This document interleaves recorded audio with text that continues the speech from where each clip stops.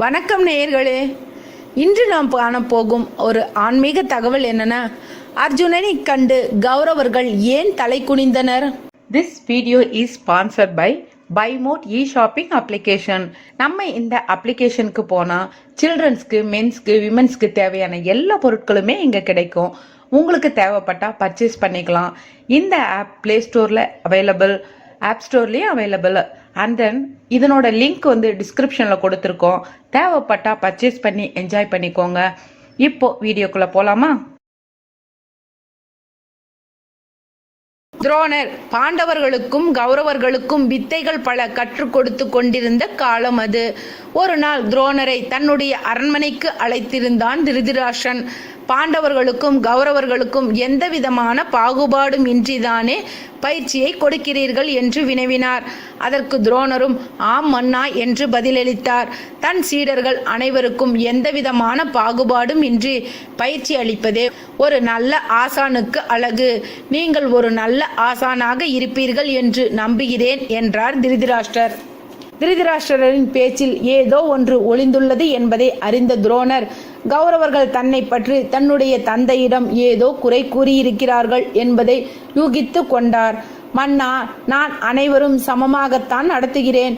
ஆனால் அவரவரின் தனிப்பட்ட முயற்சி மற்றும் ஆர்வத்தை பொறுத்தே ஒவ்வொருவரும் பாடத்தை கற்கின்றனர் என்றார் துரோணர். அதன் பின் மன்னரிடம் விடை பெற்று தன்னுடைய குடிலுக்கு திரும்பினார் துரோணர்.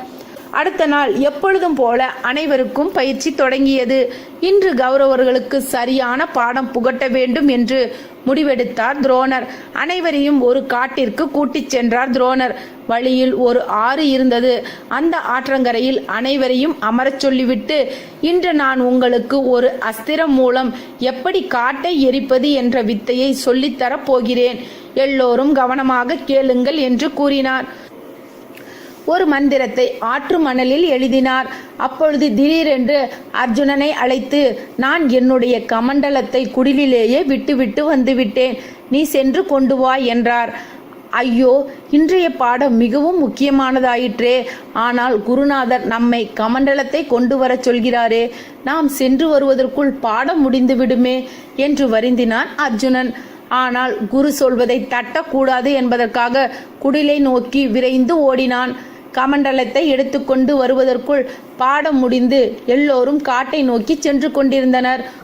ஒரு வழியாக அவர் குருநாதரை அடைந்தார். குருவே, பாடம் முடிந்து விட்டதா என்றார். ஆம் அர்ஜுனா என்றார் துரோணர். தாமதத்திற்கு மன்னியுங்கள் என்றான் அர்ஜுனன். பிறகு அங்கிருந்த கௌரவர்களிடம் மீதமிருந்த 4 பாண்டவரிடமும், நான் உங்களுக்கு இன்று பயிற்றுவித்த வித்தையை வைத்து அந்த காட்டை எரியுங்கள் என்றார். அனைவரும் ஒருவர் பின் ஒருவராக அம்பெய்தனர். ஆனால் யாராலும் காட்டை எரிக்க முடியவில்லை. இதனால் துரோணரோ மிகவும் கோபம் கொண்டார். இறுதியாக அர்ஜுனன், குருதேவா, நான் முயற்சிக்கிறேன் என்றான். இதனை கேட்டு அங்கிருந்த கௌரவர்கள் அர்ஜுனனை பார்த்து நகைத்தனர். பாடத்தை கற்ற நம்மாலே முடியவில்லை, இவன் பாடத்தை கற்கவே இல்லை, இவன் எப்படி எரிக்கப் போகிறான் என்று கிண்டலும் செய்தனர். குருதேவர் அர்ஜுனனின் வேண்டுகோளுக்கு சம்மதித்தார்.